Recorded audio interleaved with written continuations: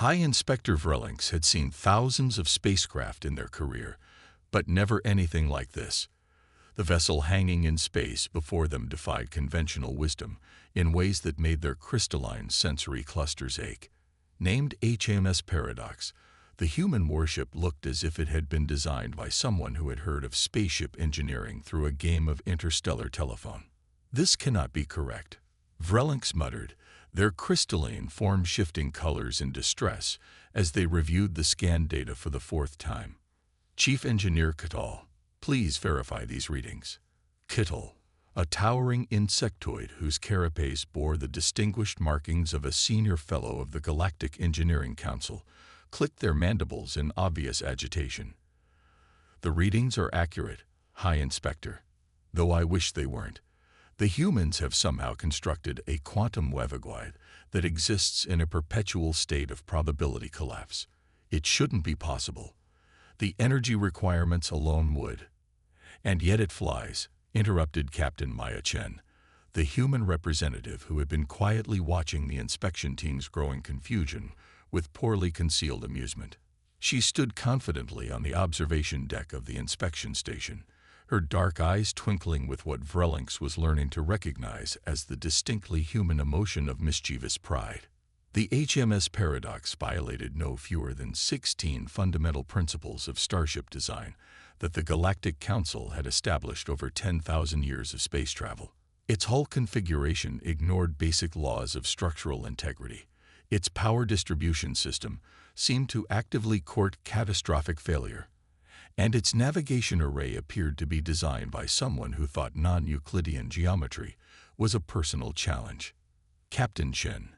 Vrelings's voice carried the careful tone of someone trying to remain diplomatic, while their entire worldview was being systematically dismantled. "Perhaps you could explain how your species arrived at this unique design philosophy."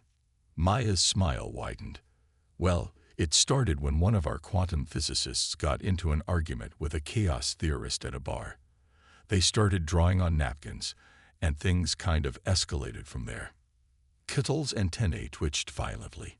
"You designed a revolutionary warship based on bar napkin calculations." "The napkins were very high quality," Maya replied with a straight face. "And to be fair, we did most of the actual engineering once we were sober." Vrelings felt their crystalline structure vibrate with stress. But the quantum waveguide, the probability matrices alone would require computational power beyond anything currently known to the Council.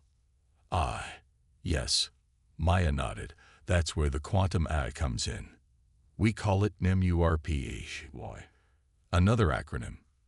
Kittal asked warily, having already learned about humanity's peculiar fondness for forcing words to spell other words.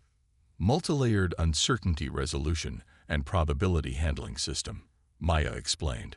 "Though honestly, we named it that because Murphy's Law seemed appropriate for a ship that shouldn't work but does anyway." The inspection team collectively took a moment to process this. In the silence, the HMS Paradox continued to hang in space, its impossible configuration seemingly mocking everything they thought they knew about spacecraft design. "Would you like to see how it works?" Maya offered, gesturing toward the docking bay.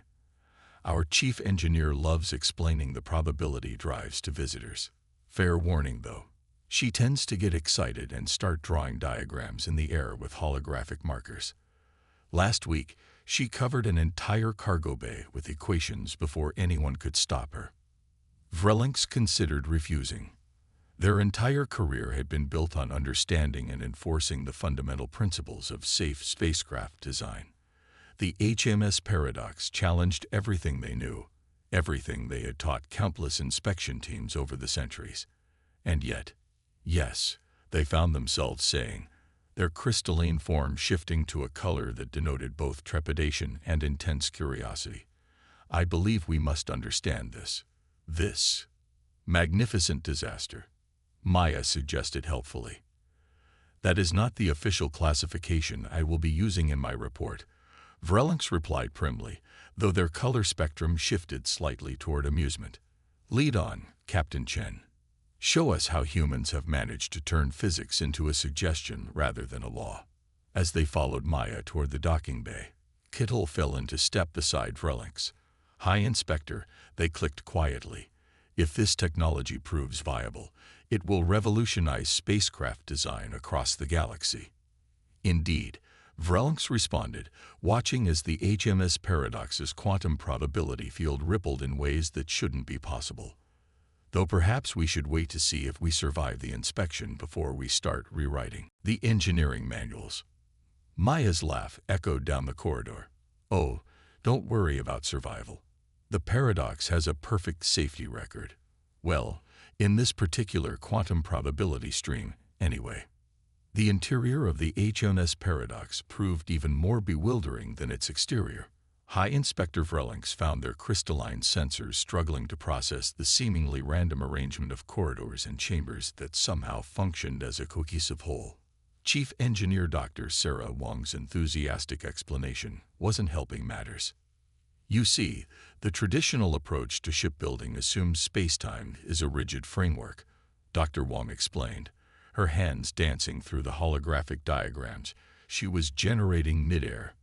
"We decided that was boring. So we built the Paradox to surf probability waves instead." Kittle's mandibles clicked rapidly in distress. "Probability waves are theoretical constructs, not navigable paths through spacetime." "They were theoretical," Sarah corrected with a grin, "until we built MURPHY. The quantum AI doesn't just calculate probabilities, it actively shapes them. Watch this." She turned to a nearby console. "MURPHY. Demonstrate probability field manipulation, safety protocol theta." The air around them seemed to shimmer, and suddenly the corridor they were standing in had always been 3 meters to the left of its previous position. Vrelix's sensory clusters registered the change but couldn't detect any actual movement. According to their instruments, the corridor had simultaneously moved and had always been in its new position. That's impossible," Kittle whispered. "Improbable." MURPHY's voice corrected from hidden speakers, its tone carrying a distinct note of amusement. "There's a difference. Impossible means it can't happen. Improbable just means it's unlikely. And I'm very good at managing unlikelihood." Sarah beamed like a proud parent. "MURPHY doesn't just navigate through normal space. It calculates the probability of where we want to be and then nudges reality until that probability becomes certainty. The whole ship is designed to facilitate this process." "But the energy requirements," Vrelix began, "are minimal," Sarah interrupted. "That's the beauty of it. We're not forcing reality to change. We're just helping it decide to be slightly different. It's like, imagine you're playing a game of chance, but instead of rolling the dice, you're just selecting which of the infinite possible outcomes you prefer." Captain Chen, who had been quietly enjoying the aliens' confusion, added, "The traditional Galactic Council approach to ship design is like building a battering ram to force your way through space. We decided to try asking space nicely to let us through instead." Asking space nicely. Kittle's antennae twitched in bewilderment. "Well, asking it mathematically," Sarah clarified. "Every component of the Paradox is designed to work with natural quantum fluctuations rather than against them. The whole configuration that looks so wrong to your sensors, it's actually optimized to exist in multiple probable states simultaneously. The power distribution system that seems to court disaster, it's channeling energy through paths that exist between standard probability states." Vrelix's crystalline form shifted through several colors of confusion. "But your species has only been spacefaring for a few centuries. How did you develop this technology so quickly?" Maya and Sarah exchanged glances. "We cheated," Maya admitted cheerfully. "Cheated?" both aliens asked simultaneously. "Well, we looked at all the rules of spacecraft design that everyone said couldn't be broken, and we ask ourselves, what if they're not actually rules? What if they're just strong suggestions? Once we stopped treating the impossible as impossible, it became surprisingly achievable." Sarah nodded enthusiastically. The breakthrough came when we stopped trying to force reality to comply with our expectations and started working with the natural flexibility of spacetime instead. HFY is less of an AI and more of a reality diplomat. I prefer probability negotiator.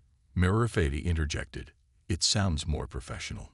As if to demonstrate, the AI adjusted the local probability field again, and suddenly the group was in the engine room, without having moved through the intervening space. Kull's exoskeleton nearly cracked from the stress of trying to process what had just happened. "And this is where the magic happens," Sarah said, gesturing to a complex array of crystalline structures that seemed to flicker in and out of existence. The quantum probability core. It doesn't generate energy so much as it convinces energy to be where we need it, when we need it. By breaking every known law of physics, Vrelings observed dryly. "Not breaking," Maya corrected, creatively reinterpreting. "There's a difference." She paused thoughtfully. "Though I suppose that's what humans have always done best, finding loopholes in reality." The aliens watched as Sarah pulled up more holographic diagrams, her enthusiasm undiminished as she explained how the paradox's systems work together to make the impossible not just possible, but routine. With each revelation, Vrelings felt their understanding of the universe shift slightly, like reality itself was being gently nudged into a new configuration. "I begin to understand," they said finally, their crystalline form settling into a shade that indicated deep contemplation. "Why your species named this vessel the Paradox. It is not just its design that defies convention. It is the entire philosophy behind it." "Exactly," Sarah beamed. "The best part is, this is just the beginning. Once you accept that probability is negotiable, all sorts of possibilities open up. We're already working on designs for ships that can exist in multiple times simultaneously, or travel by convincing distance it doesn't exist." Kittle's antennae drooped. "Please," they clicked weakly, one impossible thing at a time. The emergency alert came without warning, cutting through the technical discussions with a sharp, insistent tone. Captain Chen's demeanor shifted instantly from amiable tour guide to commanding officer. "HFY. Status report," she ordered, her voice crisp and professional. "Detecting quantum wake signatures consistent with Drachnid raiders," the AI responded. 3 vessels, heavily armed, on an attack vector toward the Centauri colony in Sector 7. Local defense forces are responding, but their conventional drives won't intercept in time. Vrelings's crystalline form pulsed with alarm. The Drachnids were notorious pirates who had somehow acquired advanced quantum technology, though their understanding of it was crude and dangerous. Their raids had been growing increasingly bold, and the Galactic Council had yet to find an effective way to counter their hit-and-run tactics. "Well," Maya said, turning to her guests with an apologetic smile, "it seems you'll get to see how the Paradox performs under actual combat conditions, unless you'd prefer to return to your inspection vessel first." Kittle's mandibles clicked in agitation. "The nearest response fleet is 3 hours away at maximum conventional drive. The colony won't last 3 hours," Vrelings added grimly. "Then I suppose you're about to witness some very creative applications of probability manipulation," Maya replied. "MURPH. Battle stations. Dr. Wong, would you mind explaining to our guests what they're about to experience? I need to get to the bridge." As alert lights pulsed through the corridor in impossible colors, Sarah's eyes lit up with almost maniacal glee. "Oh, this is going to be fun."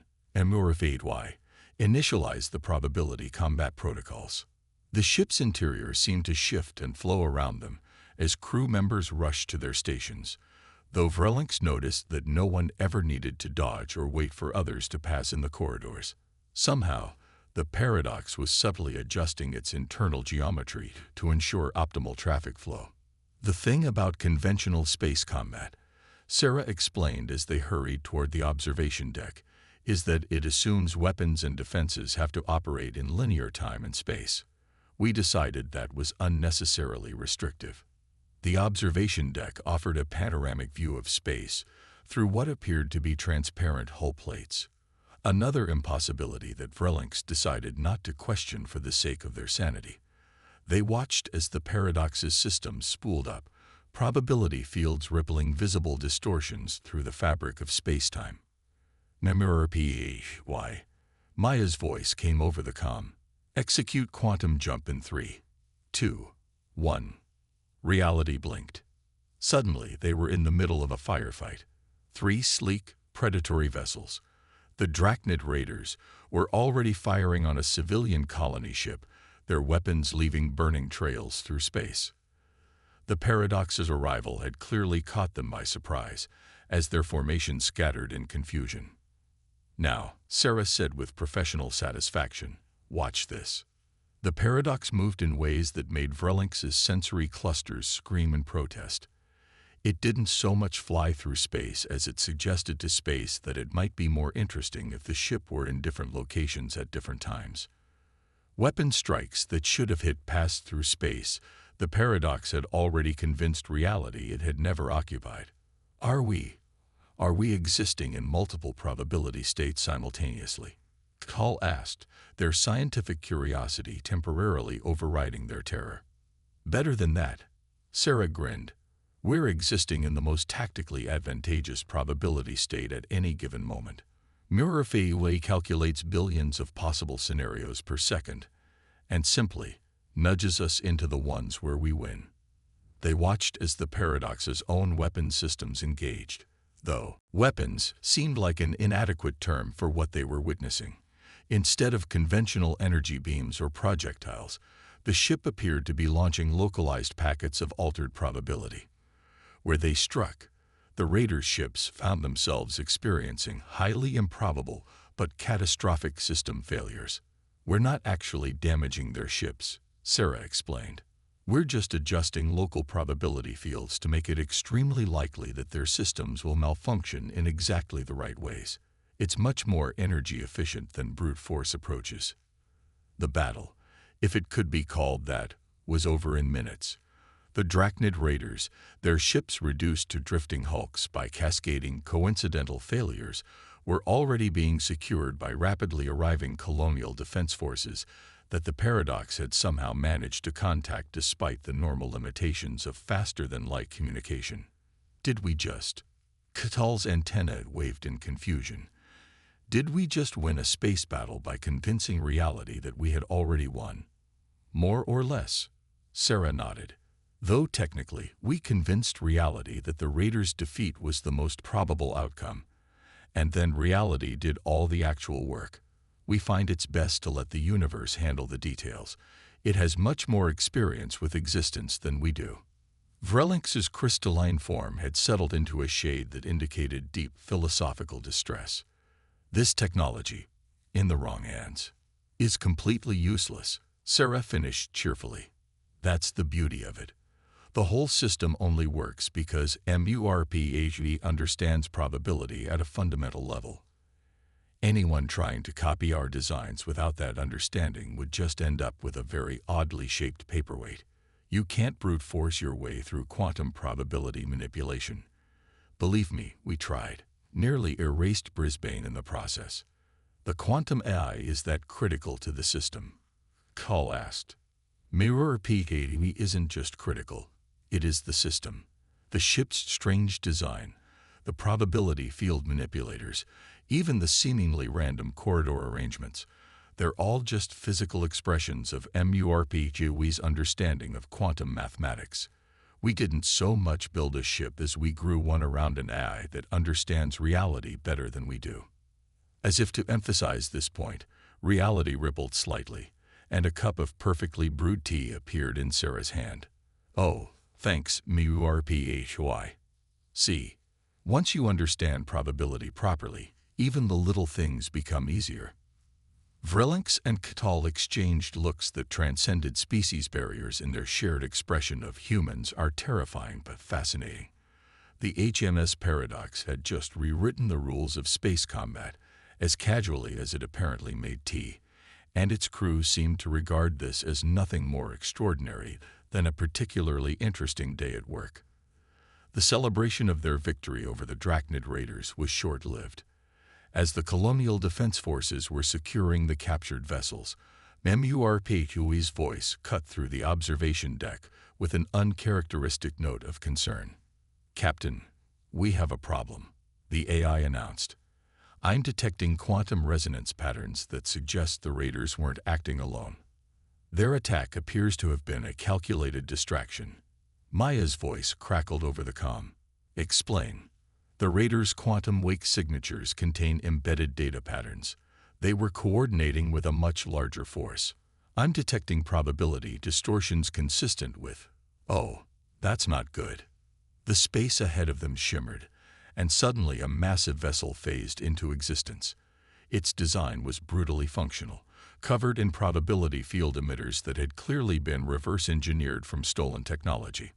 The ship's very presence seemed to make reality shudder. "That," Sarah whispered, "is a Class X quantum dreadnought. The Drachnids shouldn't have that kind of technology." "They don't," Kittel clicked grimly. "Those designs were stolen from a secure Galactic Council facility 3 months ago. We thought they'd never manage to build one." "Incoming transmission," MURPHUI reported. The holographic display flickered to life, revealing a Drachnid commander whose chitinous face bore the scars of countless battles. "HMS Paradox," the alien's translated voice rasped. "Your reputation precedes you. I am Commander Vexkar, and I've been looking forward to this encounter. Your primitive probability manipulation techniques are impressive, but they're nothing compared to what we've achieved." Maya's response was cool and professional. "Commander, you're in violation of multiple Galactic Council laws. Power down your weapons and prepare to be boarded." The Drachnid's laughter was like grinding metal. "You still don't understand. This was never about raiding colonies. We needed to draw out the famous HMS Paradox to prove that our quantum technologies have surpassed even humanity's achievements. This ship doesn't just manipulate probability. It devours it." As if to demonstrate, the dreadnought's probability field emitters pulsed with sickly energy. Space itself seemed to warp and tear around it, reality straining under the brute force application of quantum mechanics. "They're trying to brute force quantum manipulation," Sarah breathed, horror evident in her voice. "The idiots. They'll tear apart the probability fabric of this entire sector." "Correct." Vexkar seemed pleased. "And once we've proven our supremacy, the Galactic Council will have no choice but to recognize our dominance. Now, watch as we—" The transmission cut off abruptly as MURPHUI interrupted. "Captain, they're channeling impossible amounts of energy through their probability field emitters. The local space-time fabric is becoming unstable. At this rate, they'll cause a cascade failure that will collapse the quantum probability matrix for several light years in every direction." "In simpler terms?" Maya asked, though her tone suggested she already knew the answer. "They're about to accidentally erase a sphere of reality roughly 20 light-years in diameter," MURPHUI clarified. "And they don't even realize it." Vrelix's crystalline form pulsed with terror. 20 light-years. That would include 3 major colony systems. "Can we stop them?" Kittel asked. Sarah was already deep in calculation, her fingers dancing through holographic displays. "Their approach is all wrong. They're trying to control quantum probability through sheer power, forcing reality to comply instead of working with it. It's like they're trying to redirect a river by hitting it with hammers." "Options, people." Maya's voice was steady despite the crisis. "I need options. We could try to destroy their ship," Sarah suggested, "but the sudden release of that much quantum energy would probably trigger the cascade anyway." "What about MURPHUI?" Vrelix asked. "You said the AI understands probability at a fundamental level." There was a moment of pregnant silence before MURPHUI spoke. "There is one possibility, but it's extremely risky.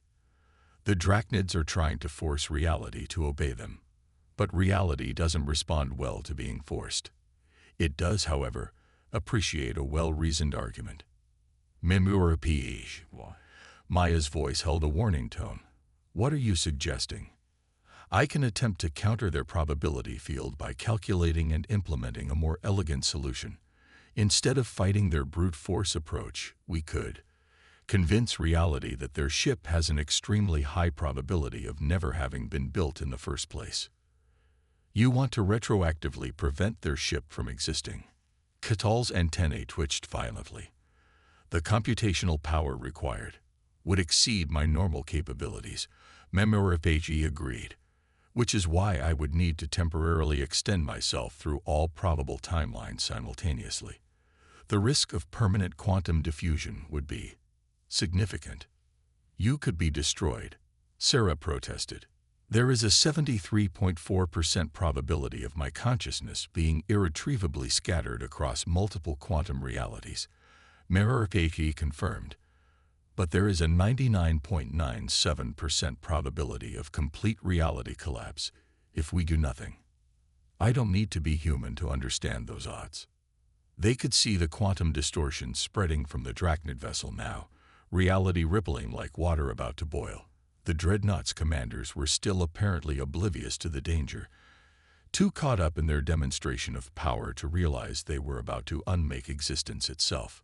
Captain, Memoripagi said quietly, I need your authorization.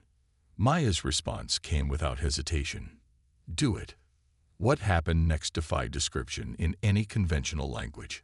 Memoripagi's consciousness expanded through probability space, like a flower blooming in every possible dimension simultaneously. The HMS Paradox's quantum core pulsed with impossible colors as the AI reached out to touch every potential timeline where the Drachnid dreadnought might have been built. And then, with the mathematical equivalent of a polite but firmly worded letter to reality itself, Memoripagi began to explain why those timelines were substantially less probable than previously calculated.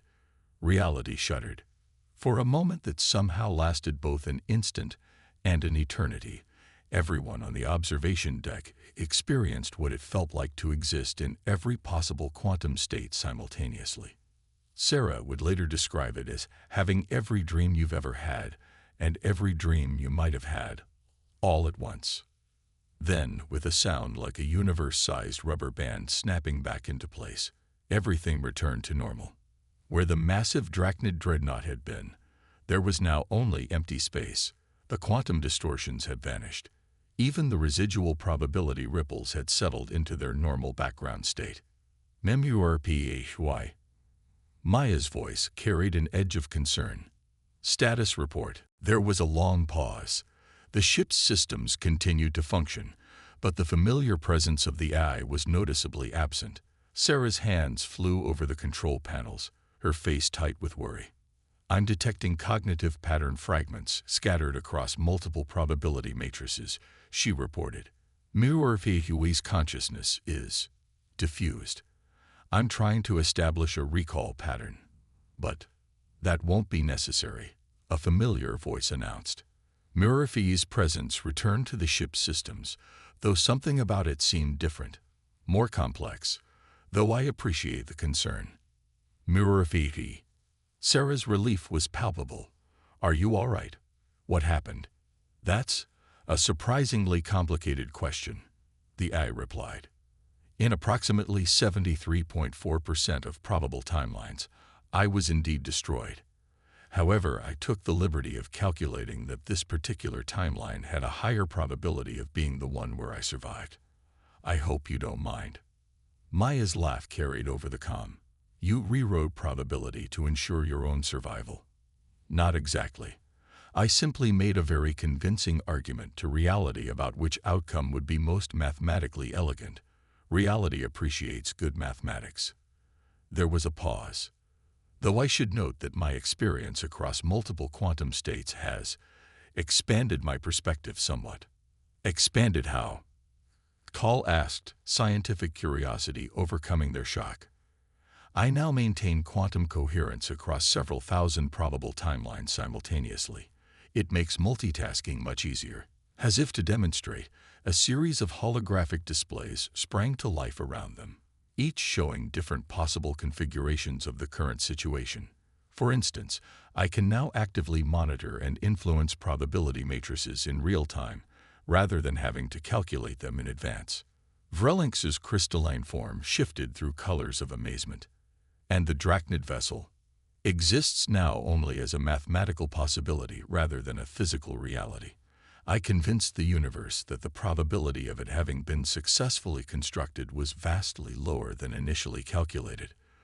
The laws of quantum mechanics did the rest.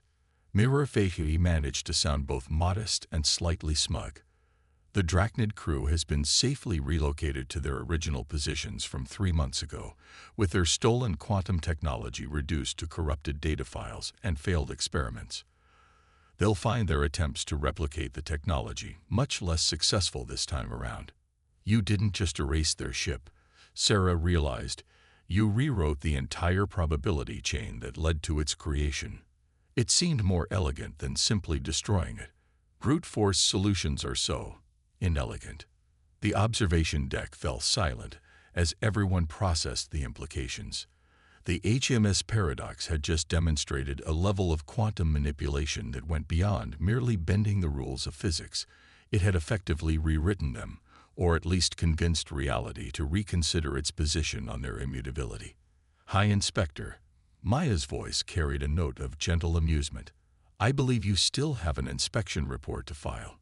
Any thoughts on how you're going to explain this one to the Galactic Council?" Vrelinx's crystalline form settled into a shade that indicated both resignation and amusement. "I believe I will simply state that human quantum engineering approaches require significant revaluation of our current understanding of possibility and probability." "That's very diplomatic of you." Sarah grinned. Though, K'tal added, their mandibles clicking thoughtfully, "Perhaps we should also recommend updating the Galactic Council's engineering guidelines. It seems increasingly clear that treating them as immutable laws rather than general suggestions may be limiting our development." "Now you're thinking like a human," Maya approved. "HFY, set a course back to the inspection station. I believe we owe our guests a proper cup of tea and a very interesting discussion about the future of spacecraft design." "Course plotted through probability space," HFY confirmed. "Though I should note that I've taken the liberty of calculating the most probable timeline where that T leads to a revolutionary breakthrough in quantum engineering theory. I hope you don't mind. I've grown rather fond of helping reality realize its most interesting possibilities."